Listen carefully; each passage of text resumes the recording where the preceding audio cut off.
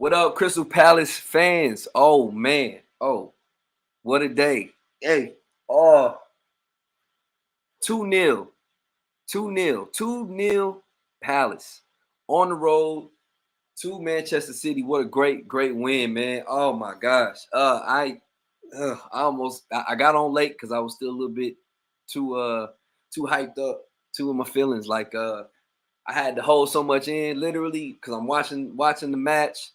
I got my son on who's trying to sleep, and I'm trying to hold it all in, man. All these feelings and emotions. But hey, a great win for the squad today. I'm happy to have you all here. Thank you for joining us.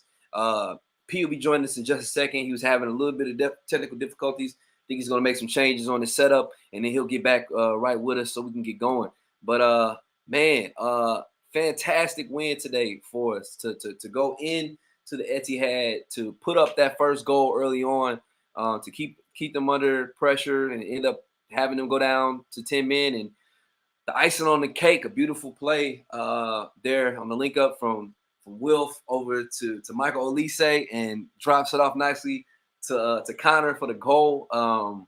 Man, another day, another goal for Olise, another game, another assist for Olise. Like, it's starting to become a thing. I'm starting to see why he had 12 assists last year in the championship for sure, man. Shout out to everybody that's in here joining us. Shout out to CJ, Don Smith, CP Dutch, Palace 1439, KC Raz, Aiden Kelly, Jim Weir, Tim Davis, Alan Sedgwick, MTB Flat, Spledge, Jay, everybody, James Trainer. What's up, man? How y'all doing? Appreciate y'all being here, supporting the channel, supporting Back in the Nest, supporting everything we do. I know we have a lot of different lines of content, and we appreciate all of you for taking the time to be with us today. God, man, my mind is just I'm so amped up right now, so happy for things. Really quickly, I'm going to share with you all, of course, the link. If you want to come on and talk, holler at us. There it is, links in the chat, man. So you can feel free to come on, talk about what you saw. If you were at the game, especially, we want to hear from you. If any of you were just watching on TV or however you may have been following along, we want to hear from you, hear your thoughts. Hey, I mean, right here, this is really where I am with it right now. Engine, I'm on cloud 9, man. Eagles, you know. But today's performance from us was just fantastic, man. The way that we were able to defend when we needed to, but command the ball, command the motion when we needed to. I'm so impressed with everything we did here today, man. The way we came out and did we need to do overall. That first goal by Wilf was beautiful. Didn't have to hit it hard, just had to place it correctly, and to beat a goalkeeper like Ederson that way was amazing. So we got our first guest. I want to bring in Patrick here. Hey, how about that one? Man, hey, I couldn't have asked for anything better than Two what we goals, saw today, man. 2 goals, clean sheet. Yes, sir. They did, other than that one disallowed goal, they didn't even go nowhere near Guaita. Yeah, and I mean, the disallowed goal, I mean, great play to get the goal, but Foden was clearly offside. After last week's kind of soft call against Newcastle, this is one we deserve. So as far as I'm concerned, goal didn't go in, and it's a clean sheet, and everybody played great. Exactly. The only thing I questioned, and I get it, is he started Ayew. I'm assuming that's because of defense. Yeah, and it's the same reason why he started Kouyaté. I think a big part of it was he wanted to have a good combination of attack, and guys that could be able to defend. You know, me personally, I didn't really want to see Ayew start, but you know, I get it after some thinking, I understood it. Real quick. Shout out to Joe Knight for the £5, man. Man, thank you so much, Joe. Palace Away said on Twitter, should have relegated us when we were shite. This is the new Palace. Hey, I don't know how else to put it, man. Like, this is a different Palace squad. Yeah. One thing I would like the fans to do is I understand last year and last couple of years it was hard to watch. Roy came in, did the job, let it go to the forward, keep moving forward. Because right now it's limitless how far up the table we can go. I mean, these big teams outside of the big three, even Liverpool today, against that unknown team we're not going to talk about. They drew. I mean, you got to bring it every day. These, other than Norwich, there's not an easy win in this league, and it does. Look at Burnley. You got to keep bringing it. And a big part of what we're seeing from our squad this year compared to years past is our mentality coming into these games with these bigger sides.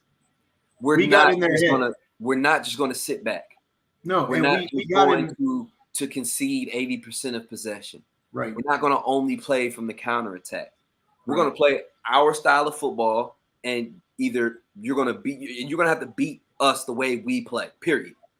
Well, the thing is, we got in their head after Zaha spinned Laporte around like Akeem Olajuwon back in the day. I mean, and just disgusting spin, and he had to bring him down. It was a clear shot of goal. And really, I give after that little blow up with Wilf, I give Wilf a lot of credit. He did it on both sides of the pitch, tracking back and forward. Yeah, absolutely. I mean, and the thing that I loved it was from the very beginning. The thing that really struck me was the fact that I saw the initial lineup, and I saw that we were starting Edouard, Zaha, and Ayew in the attack. And I think naturally what we expected from that was that Ayew would be on the wing, Zaha would be on another wing, and Edouard would be up top. I think most of us probably were incorrect in thinking that.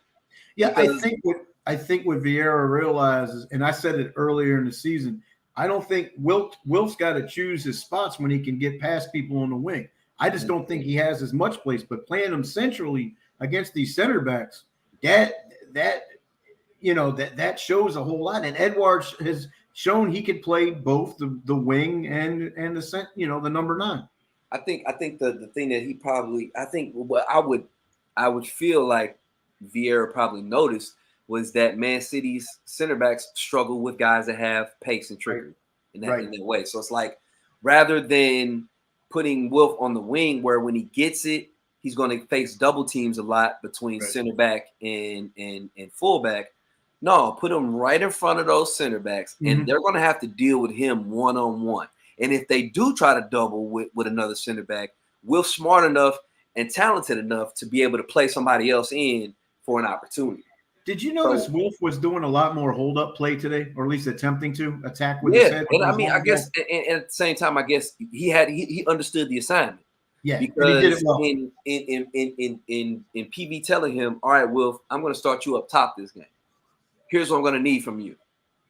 I'm going to need you to put as much pressure on those center backs when you have the ball at your feet as possible. What I'm also going to need from you to do is bring your teammates into the game via the hold-up.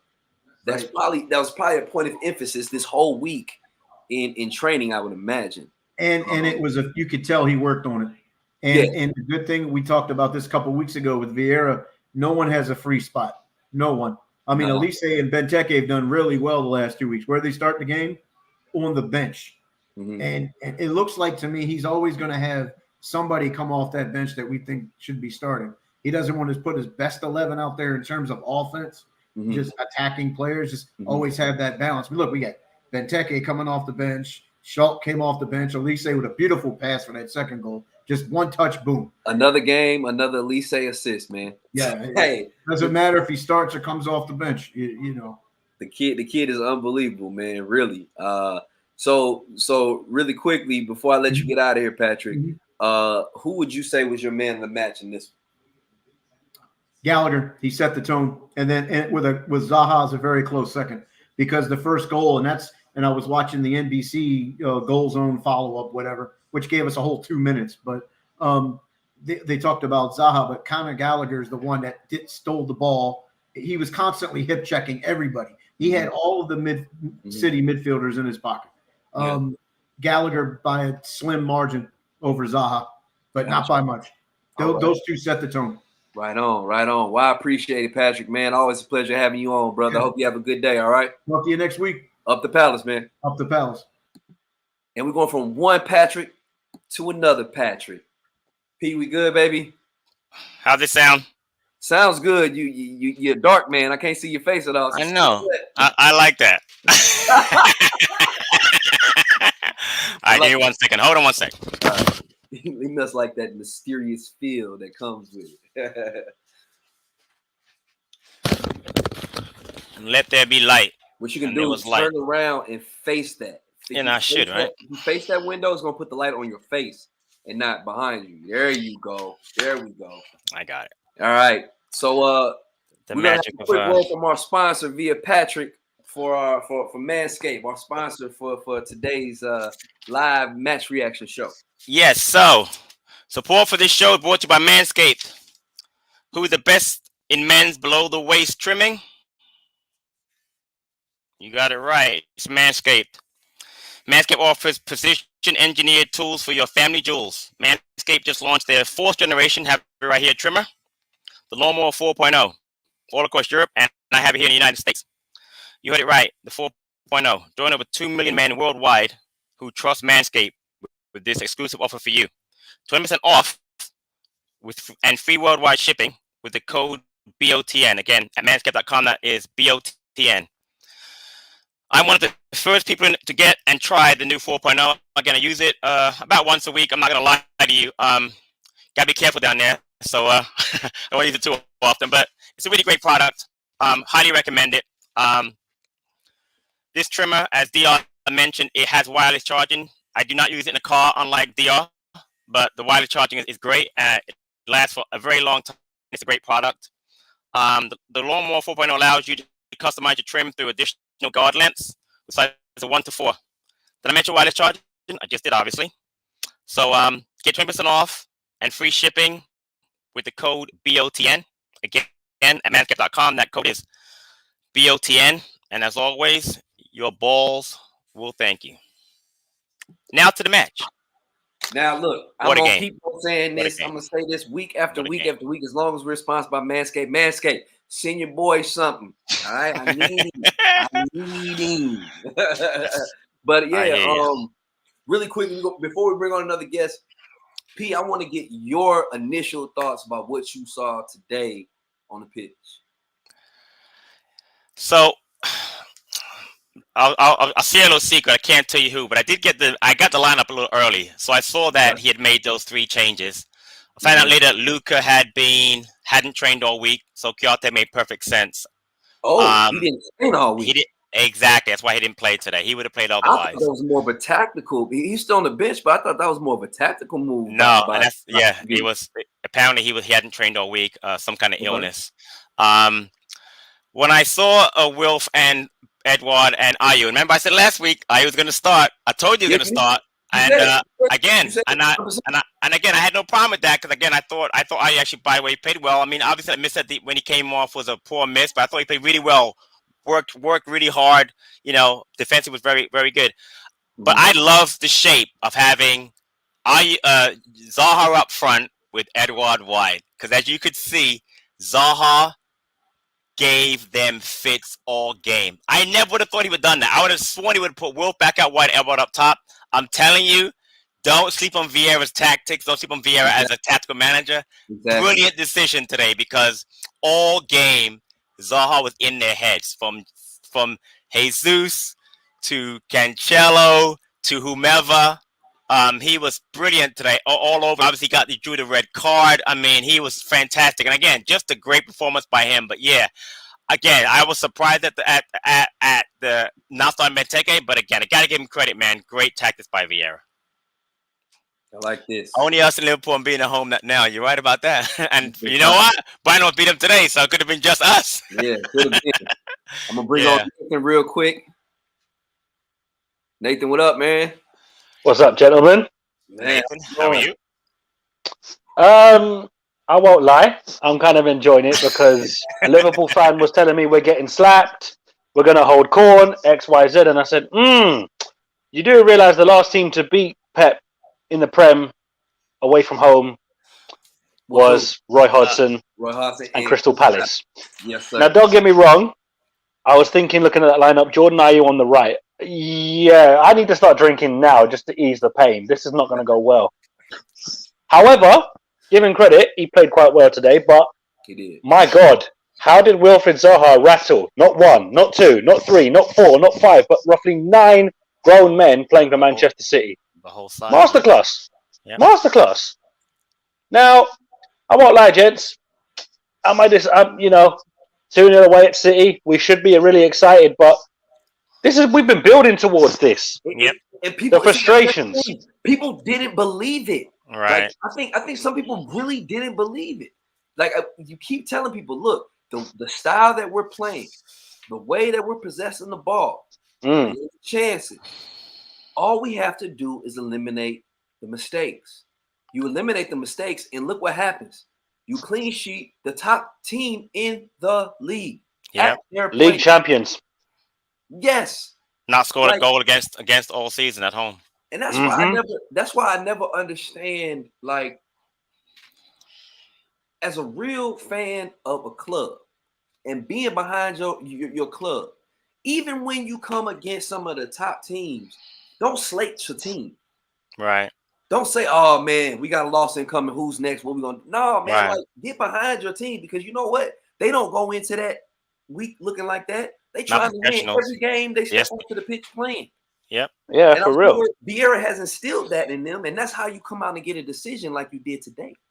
Yeah, but the man's a winner, T. That's the thing. Like, bear in mind, Roy Hodgson did the job we needed him to do.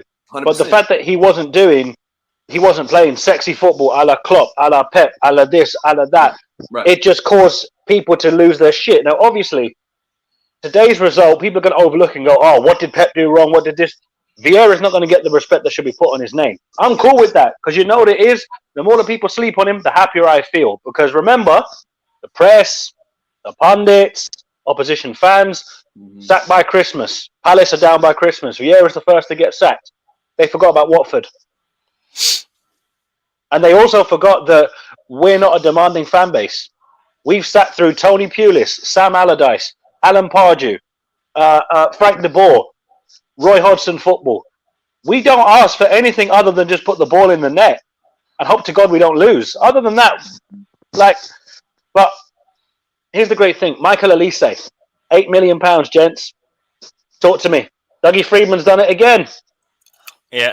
Let me tell you about it. That kid has the one thing I like about he has an incredible vision. Yeah, another For a game, kid, another assist. for a 19-year-old, when he comes on that pitch, it's amazing. I mean, I love Eberechi Eze and I love Wilf. But as far as just at 19 years old, this kid is going to be an unbelievable talent. And I love the way Vieira, but I like what Vieira was doing, though.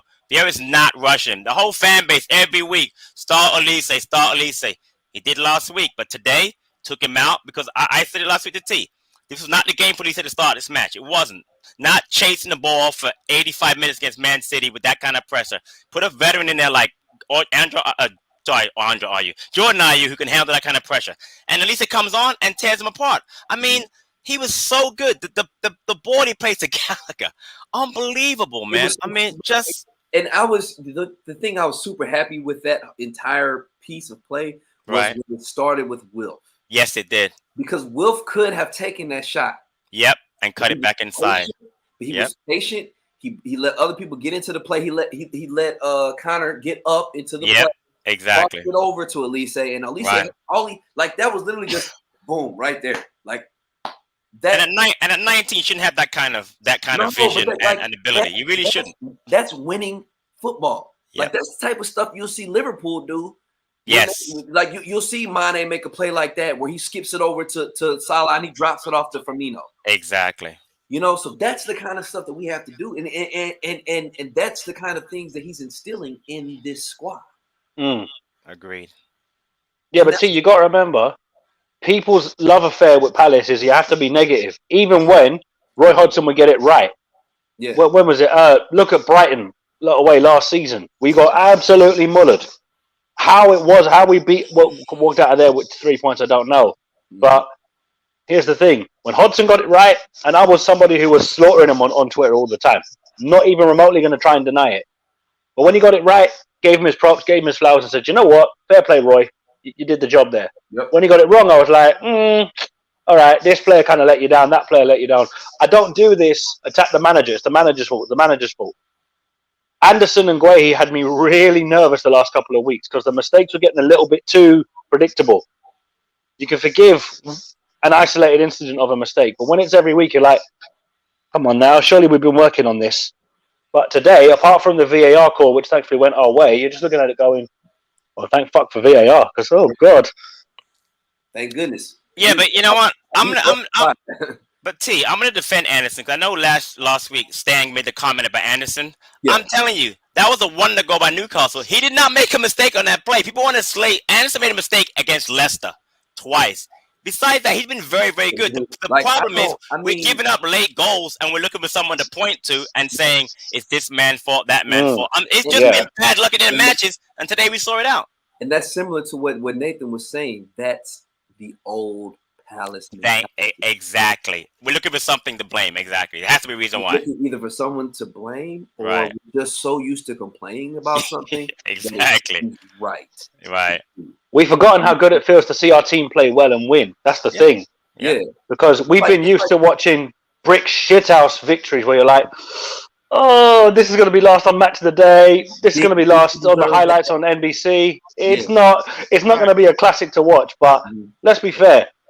We needed to play that way to put us where we are now. And obviously, the news on Thursday, you're thinking, do you know what? I'm actually happy the last 4 years got us to where we are now because we wouldn't have had this if it weren't for Roy Hodgson. But now that Vieira's come in, and yes, he's made some fatal mistakes, which have cost us big, out Leicester and Arsenal. Granted, more so Arsenal than Leicester. The football is unbelievable.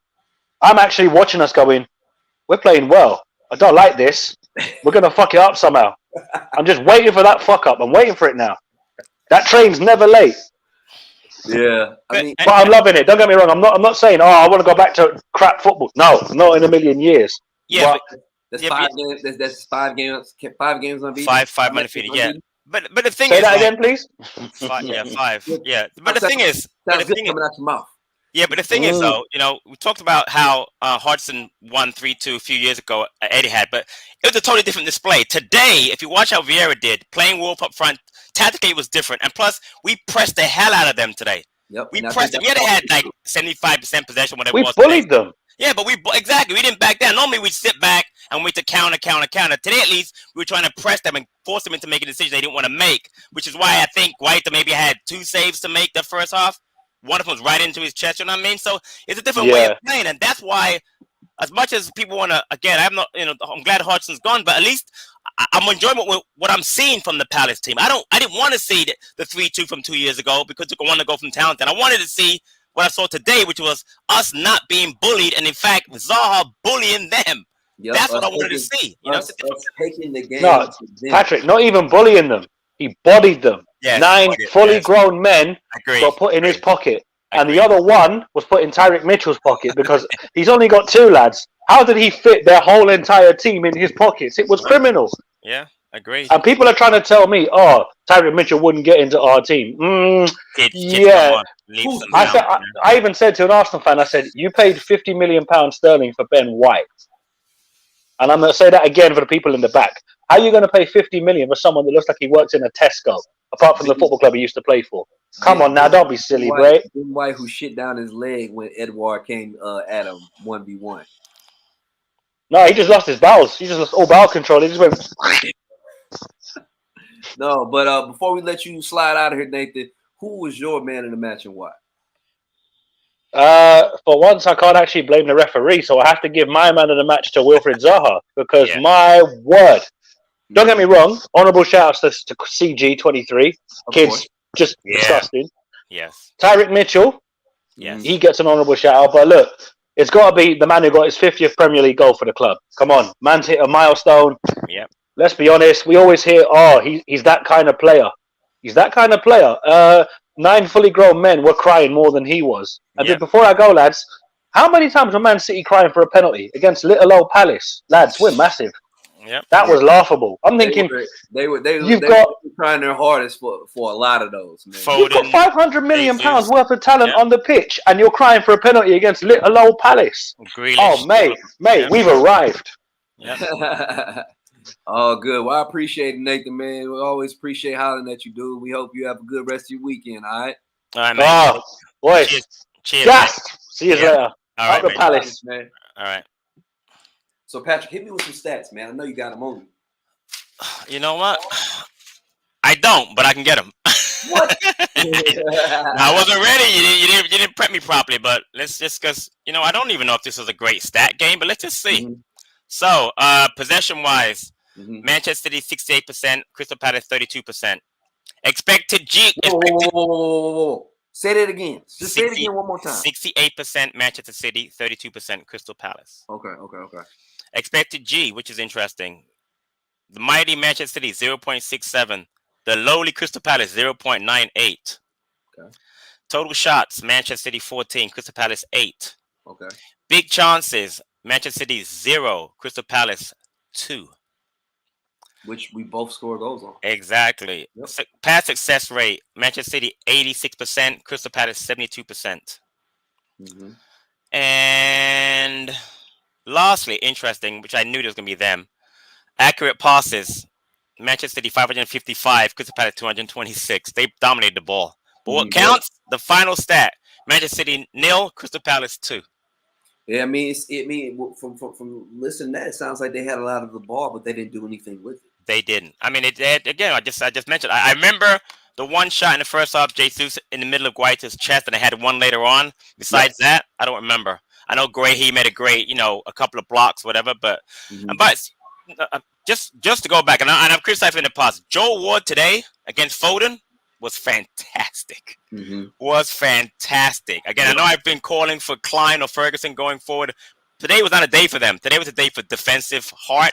And Joel Ward, Mark Guehi, Joachim Anderson, and Tyreek Mitchell were brilliant. Were absolutely fantastic today. I got to give them shout out to all four of them. They were brilliant today.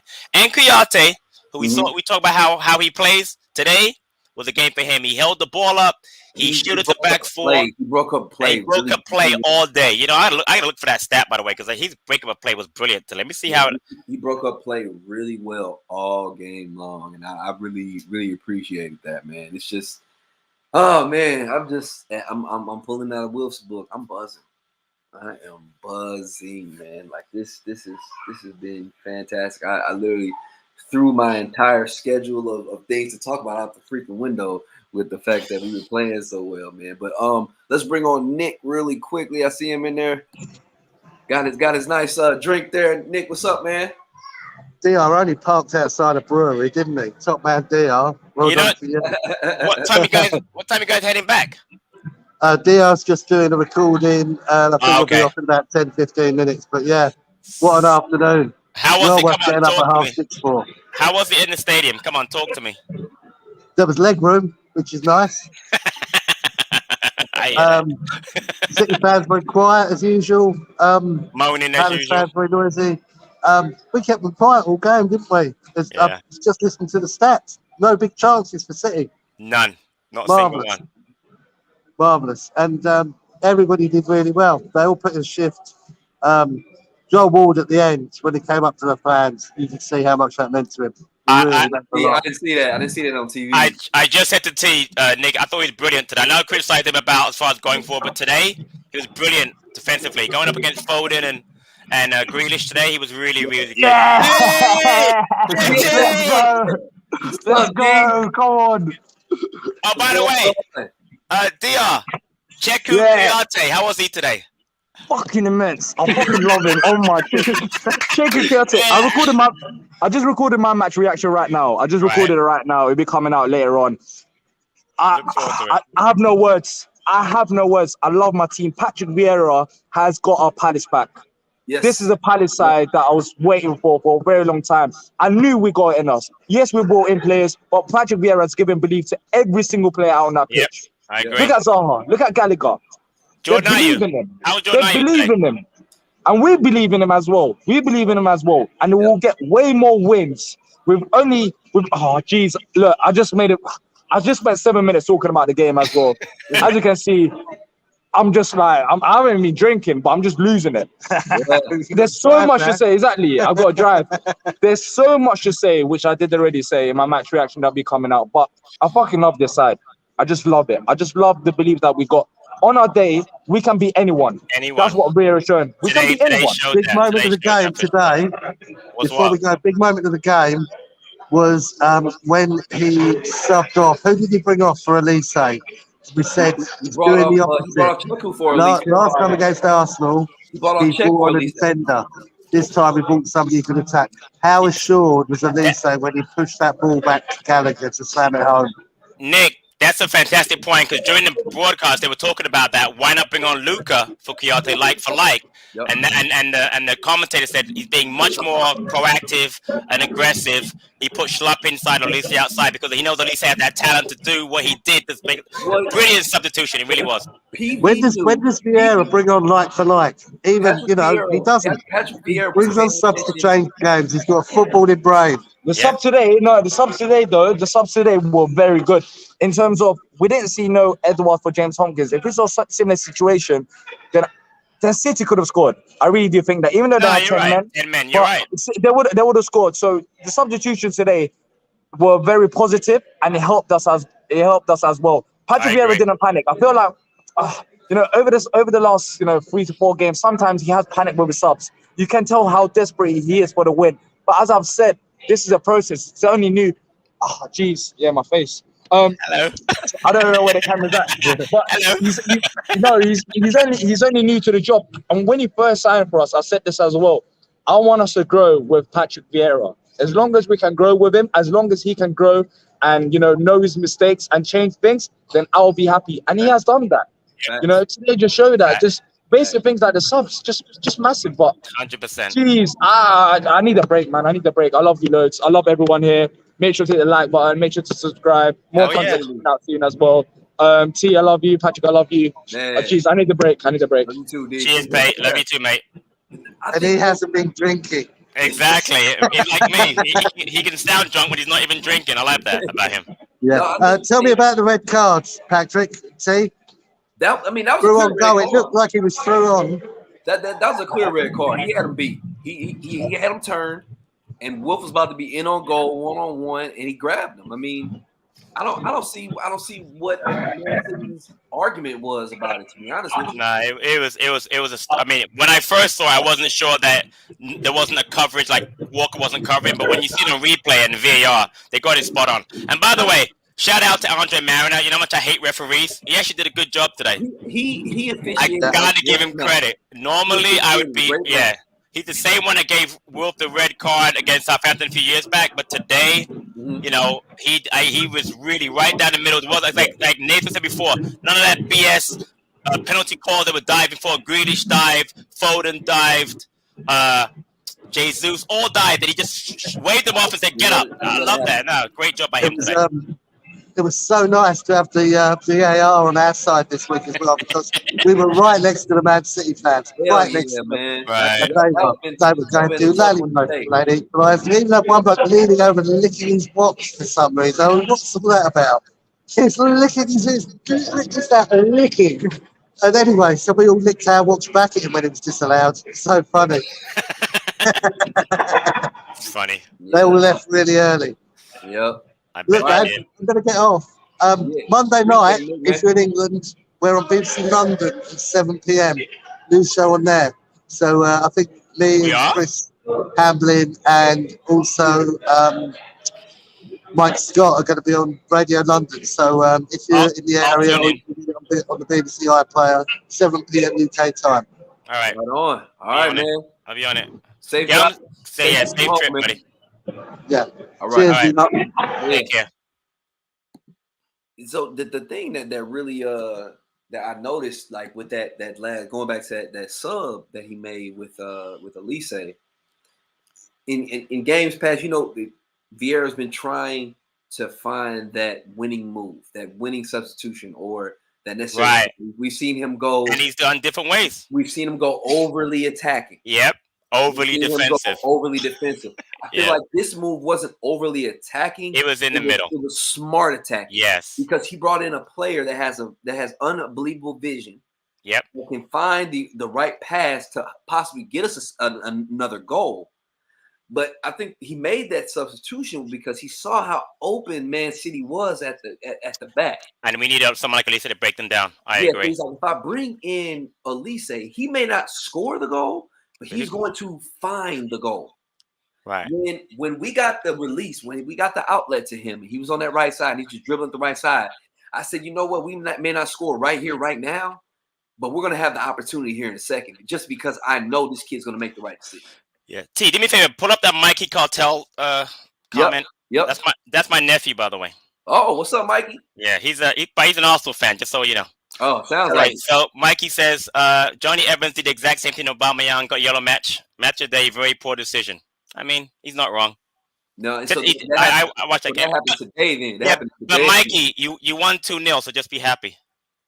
Yeah, exactly. And we helped y'all out by beating the best team. Exactly. So yeah, but no, you're right. I mean, people again the Vieira subs. I mean, you're right. He's learning. People don't understand. It's his third job and the first time in the Premier League. He's learning, and people want to strategize. Exactly. I mean, so the fact again, you make a great point. The fight point, or at least knowing that if we get a counterattack, you want that kid to be on the ball at some point. You want to have him, Gallagher, Zaha, and Benteke around there, between the forward, and one of them's going to score a goal. Yeah. And again, what a setup for Gallagher. And what a finish off the post, by the way. What a great finish by Gallagher. Hey, and tremendous. I think that's another thing about us as Palace fans. We don't expect for changes to be made. We've gotten accustomed to changes not being made. Yes, exactly. Right. Adjustments not being made. Yes, exactly. So we're in our minds, we're still having to shake this thinking that, oh, he's going to do the exact same thing he did last week as far as who comes in, who goes where. He's going to do the exact same thing. And the thing about it is, this man is a strategic coach. He is out there thinking the game as much as he is managing it.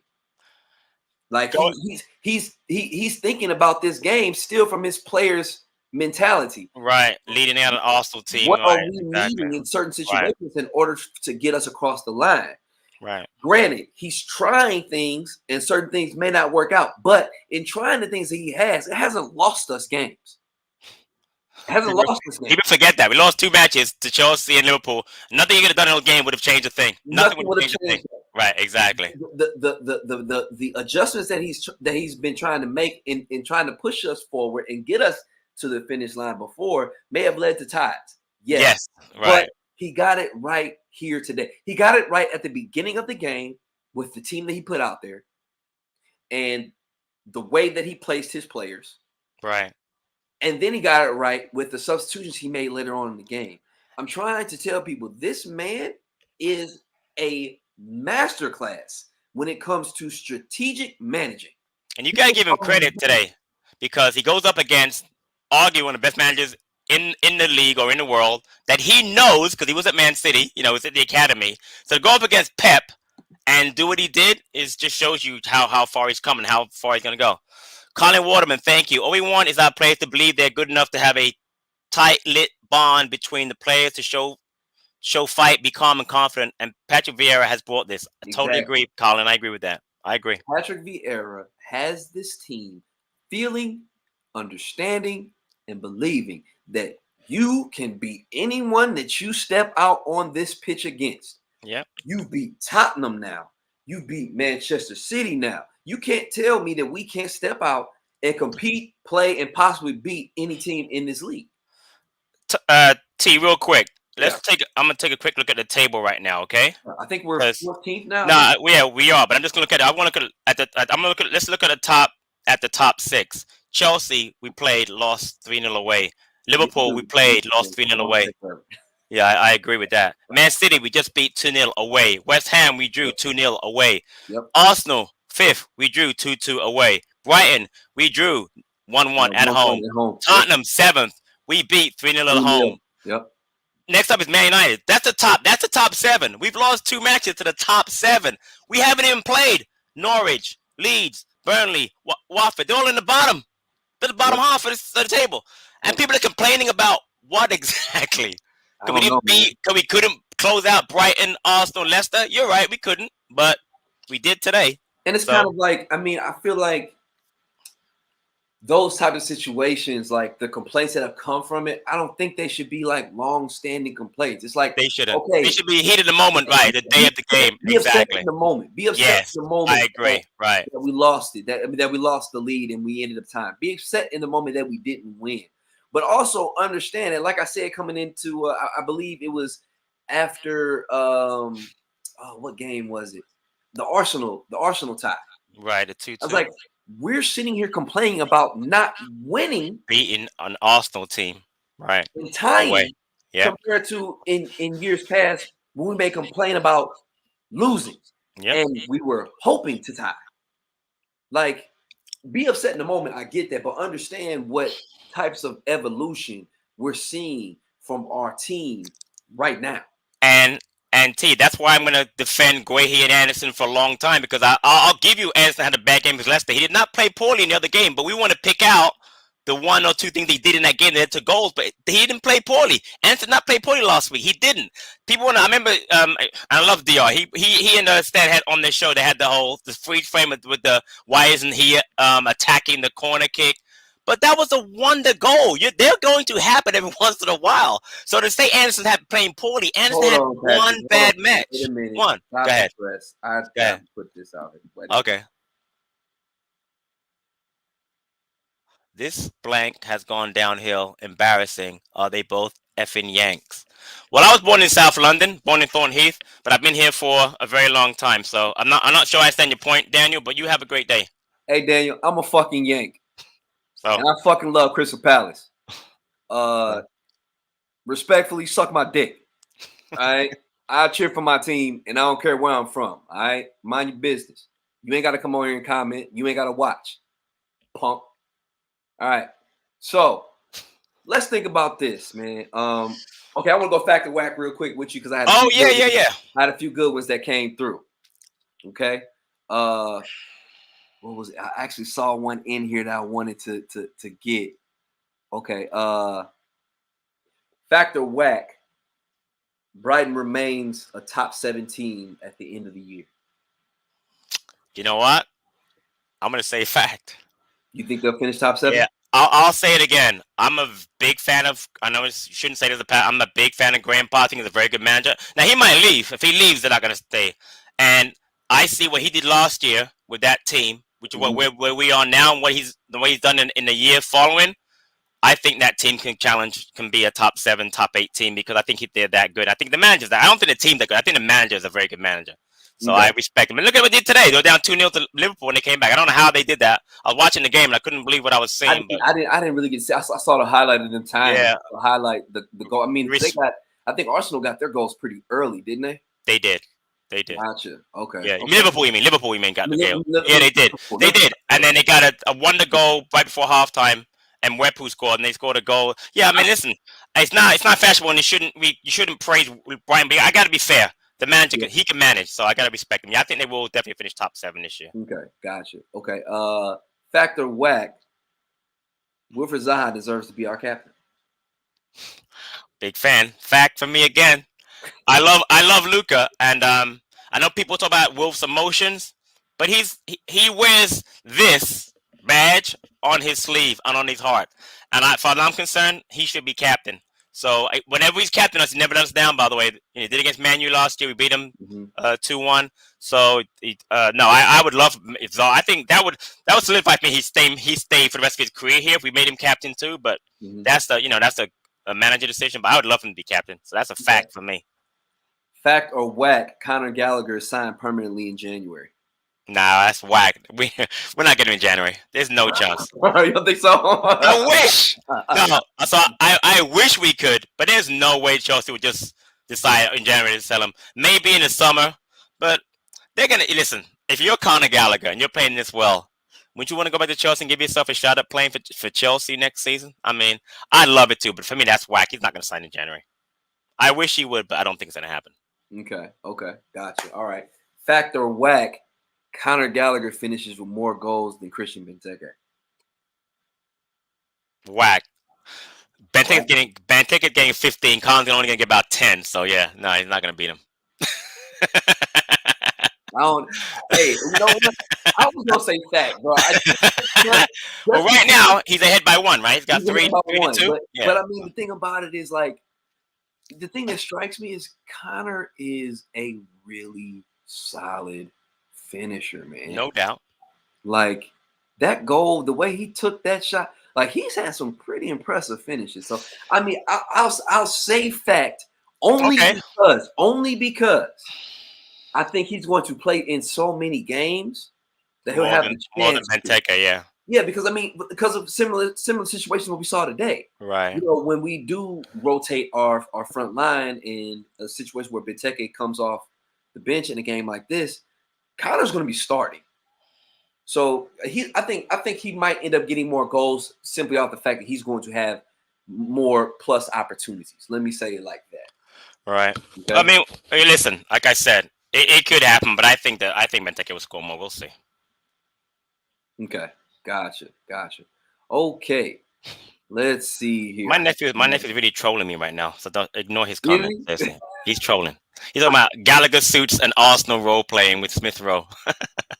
Hey man, look, Mikey, you're too funny. I love you though. I love you, nephew. I love you. After this one season with us, Conor Gallagher's gonna be worth twice as much as Smith Rowe. Let's just be honest, man. My family's trolling me. I love it.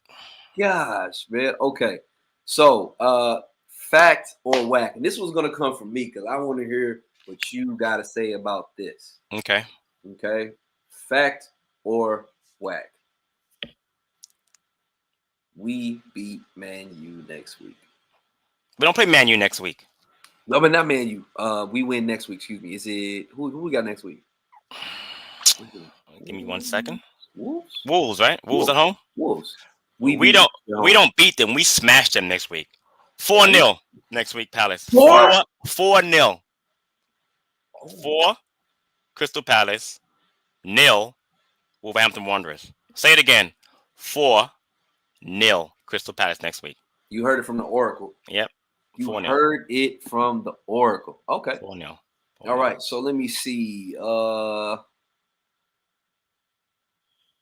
No, Michael.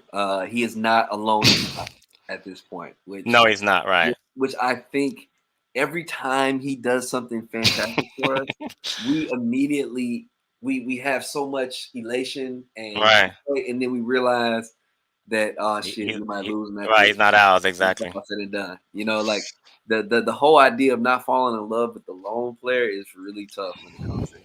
I never do, by the way. Fall in love with them. I don't. I can respect that he's here, for when he's here, and I love him while he's here, but I don't fall in love with them. I don't want to do that because it hurts too much when they leave. I'm telling you right now, ladies and gentlemen, if he helps us win the FA Cup, I don't care what he says. That is aggressive. Excellent point. I certainly will in that case. There's no doubt about that. We got people that agree 4-0 with you. They got people that agree with you. We got some bold predictions, but people love it, man. People love it. So, okay. So going into that Wolves game. Right.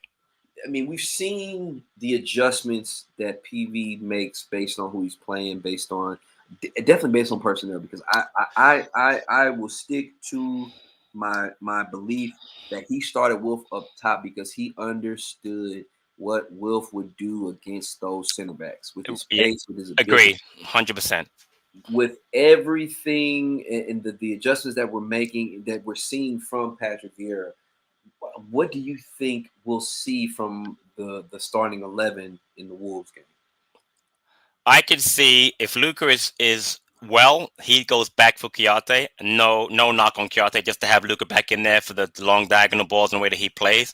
Mm-hmm. And I can definitely see him putting Olise back in the lineup for Ayew, and then front three. So you think that front three will be the same? With Zaha, Olise, and Edouard. Zaha. So you think it'll be Zaha, Olise, and Edouard up top? Yeah, but I could see him putting Wolf back on the wing and having Edouard up top. Okay. You know what I mean? I think that's how I think he works on the base on the team, and I think that he would see that we wouldn't need to have Wolf up front against Wolves, but he might be more. And again, I could be wrong. He might just leave Wolf up there because that's what he played today. Because it was brilliant. But we'll have more of the ball next week. We're gonna do what we did against like Newcastle. We'll have the ball 75% of the game. We'll be on the front foot. So I can see those two changes: Luka back in for Kouyaté, and then Ayew out, and then Lise back in. But again, we'll see. I was worried when concerned me today though. But I mean, it's kind of a silly thing. No Gyro or no Will Hughes on the bench. On the bench. Interesting. Which is even more interesting because if Milivojevic didn't practice all week long, he was ill, you would think we would have wanted more midfield cover. But at the same time, what did we see in the game? Who came into the midfield? Well, Schlupp. It was Schlupp. Schlupp, exactly. So I'm guessing that Vieira said from the beginning that we're gonna go with Luka. That's the exactly. Jeff, if you go in, Jeff, you're going into the midfield. Yep. Because I have Elise 100%. Exactly. I have Elise on the bench, so exactly he's gonna go in on the wing. Right. So I guess it was just an understanding of who he wanted where, and and once again, I think it's a pecking order thing. Absolutely. You know what but I'm saying? I'm concerned though. I mean, I'm not gonna lie. I'm concerned about Hughes. Not so much Gyro. I'm hoping Gyro at some point gets some. But I'm really worried about Hughes because we haven't seen him at all. I mean, like I said, one thing I love about Vieira is he uses his subs. I mean, you've seen Schlupp when he doesn't start. You've seen Edouard when he doesn't start. You've seen Mateta when he doesn't start. You've seen Elise almost every time he's on the bench he's coming in, but you haven't seen Hughes once. And what is it? I'm not gonna go into the whole speculation. He's not training well. Blah blah. It's just something. There's something going on. I think that he's just. I think with the way that PV has seen things, the way he sees them in training, is that he's just not. He's not capable of playing the style that he wants him to play. Could be. I mean, who knows? I mean, who knows? I mean, I'm not saying that Hughes isn't a talented player. Gotcha, right? Because apparently he is, and from what I've seen of him, like highlight wise, he seems like a pretty decent player. But I think with the position that PV wants, because the thing about it is, when you're looking at those three different midfield positions, right, they have three very distinct jobs. So like, only a few players are going to cross over between those positions. You know what I mean? Like, I don't think Luka can play anywhere else but in that holding midfielder role in this system. Right. You know what I mean? I don't think MacArthur can play in the holding role, right, in this system. And the thing is, I'm guessing that maybe the role that he has him playing or that he has him sliding into, he's just not at the top of it. Gotcha. And that's just how it is. So unfortunately, right now it seems like he just might be a practice body. Well, we'll see going forward. Next week, who knows? He probably start. Who knows? Might even start next week. I just want to see. I do really want to just see him. I want to see him on the pitch. I want to see him on the pitch because I haven't seen Will Hughes play in a couple of years. I mean, I think when we played Watford a couple of years ago, and I rate him. But again, I'm not criticizing him. I'm just wondering like what the process is. But again, I told you how I felt about Elise. I love the way he's bringing Elise in very slowly, very tactically. He's not rushing the kid to start. Last week against Newcastle was a perfect game to start him in. You know what I mean? And today was a perfect day to not start him. And you're right. Where does Eze fit in? This question. Yeah, exactly. Well, I wonder. Like, I heard him say that he's a few weeks away. Maybe we'll see him. Probably said before Christmas. He was saying before Christmas, right? So, and at the same time, that makes me wonder. Okay, number one, like what Engine says here is where does he fit in? And I think we talked about this before on a past show, and I think that the most effectively for Eze is to put him in that position that Conor Gallagher's playing, where he's getting more advanced, right? And then possibly either having Gallagher play Macca's role. I think Gallagher plays Macca's role because I think in this situation, like we talked about, like I was saying, like how there's three distinctive jobs between those midfielders. Right. I think Conor is one of the players that can do two roles. Another role, right? Like dual, they'd be like dual 8s or dual 10s kind of thing, right? Yeah, I think that's so. I think Conor can do that. So I can see that happening. The one thing I don't see happening right now with the way that we play or the way that Eze plays, I don't expect to see Eze on the wing. I would be surprised to see Eze on the wing, to be completely honest with you. I agree. In this system, you've got to be able to track back and defend, and I love Eze. That's not his strong suit. He did it last year under Hodgson. He had no choice. But the best tracking back players are Wilf, IU, Schlupp, Edward. You know what I mean? So you're right. He has to be more of a free role, more central. Because I said that last year I complained about it. He was way too wide. He wasn't getting involved in the game as much, and I wanted him to be more central. So yeah, I agree with you. I think it's definitely. I think we utilize Eze the most when he's central because he is a great passer. He has good vision. I mean, and if you think about having the vision of Elise and Eze on the pitch at the same time, that's crazy. Yeah, it's a great problem to have. I'm not even. I am definitely in the now. He's also a great finisher from outside the box. Well, he's a great free kick taker. He's a great set piece taker. Yeah. So, by the way, today I noticed that much better today on set pieces for us. Gallagher's service was much better. I mean, we were dangerous. I mean, I think it was Guehi or Schlupp had a header. I think maybe both had a header on the corners they could have scored on. So that was better today. So obviously we've been working on that, which is good. And we were better defensively. I think they had about 5 or 6 corner kicks, and none of them were really that dangerous. So yeah, and to Tommy's point, Tommy, I think the person that you end up taking off eventually, I don't think it'll happen immediately because I think that I think Eze will be introduced at a decent pace, similar to. He won't be rushed. He won't be rushed at all. And I think that's part of what we don't realize. We talk about we don't want him to rush back. We don't want him to rush back. Putting somebody in the team doesn't necessarily mean he's being rushed back. Exactly. I think that he will find him getting in the team and coming off of the bench in some substitute appearances.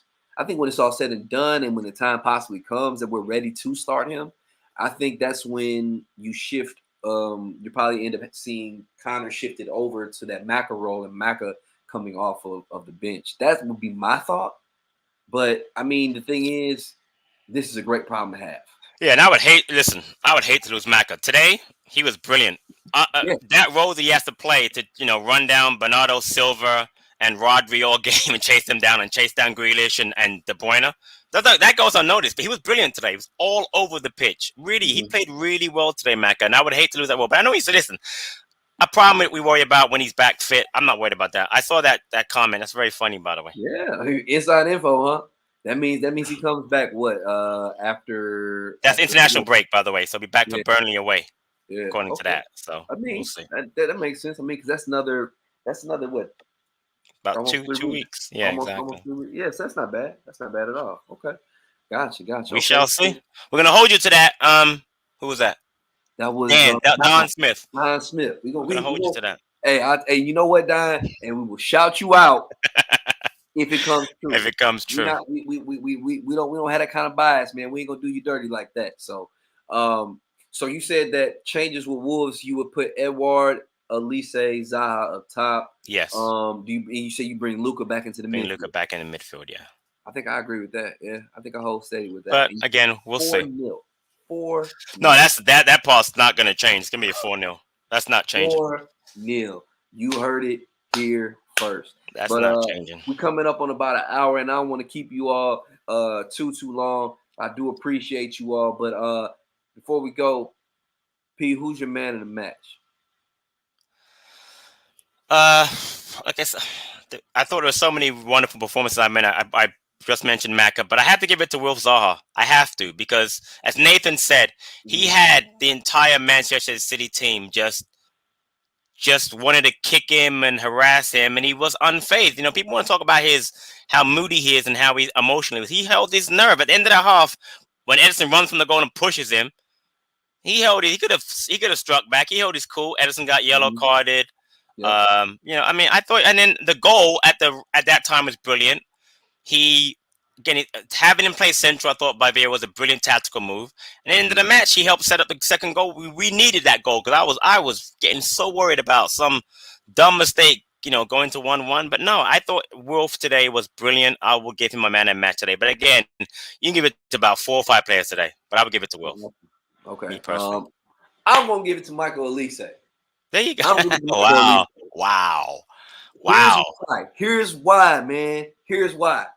He made the difference when he came on. We've seen so many times this season already when there's that mistake that's made, whether it be a play on the pitch or a substitution that's made, he was the right substitution. He showed the poise, and he had the perfect setup for Conor Gallagher. You see this? He played 5 minutes, just so you know. I don't care. His 5 minutes sealed the game. I don't care. I would have given it to Wilf, but since you already gave it to Wilf, I respect that. Let me I respect that. But before we go, I want to address a few comments here. Kyan, I think P said that he would move Wilf back to the wing and Edward up top. I do believe. Right, but again, if he leaves it the way it was today, I'd have no problem either way. Either way works. Because even then, Edward found himself getting up there. He was getting up there, and they would switch every now and again. Seek. Hey, you know what? We talked about this. That first factor whack. I asked Patrick where we was finishing. What did Patrick say? 7 through 10, and he said it was fact. He said it was fact. I did say that. And you know what? I believe. And the thing about it is, man, don't be surprised if 6th or 7th place this year ends up fetching a Europa Conference League place. Let's go. I'm just saying. Let's go. I would love that. Don't be surprised if 6th or 7th this year ends up landing somebody in European competition. I'm heading home if that's the case. Catch me some European football. Sellers, that's for sure. And then let's see. I had another one I wanted to see. I think it was from. Let me see where we at. Here we go. He said Hughes is great on the ball, but not great at pressing. Okay. It's always been his issue back from Derby days. So if he knew it back at Derby, then he definitely the issue. Yeah, because you have to have a press under this system. That's for sure. Yep. And Don is doubling down on his word. So Don doubled down and said it's a lot. He must got the inside info. So other than that, man, gosh, up the Palace, man. Up the effing Palace. And hey, Alan agrees with me. 5 minutes is enough, Patrick. It's enough. Okay, hey, I just want to throw out. Remember, I'm the stat man, so I'm throwing out stats. All right, so respect to that. I got no problem with him being man of the match for 5 minutes. I'll take it. Absolutely. But hey, what a week for Palace. The amazing academy. Yeah. Oh my gosh. To the performance that we saw today on the road at Manchester City. Looking forward to next weekend against Wolves and what's to come. We appreciate you all for tuning in today. We got live up to 115 people today, so we appreciate you all. Thank you. The monetary donation that we got today. Thank you. Also, it really helps us with keeping things going around these parts. So we appreciate you all. We hope you had a good rest of your weekend, man. And as always and forever, up the Palace. Up the Palace.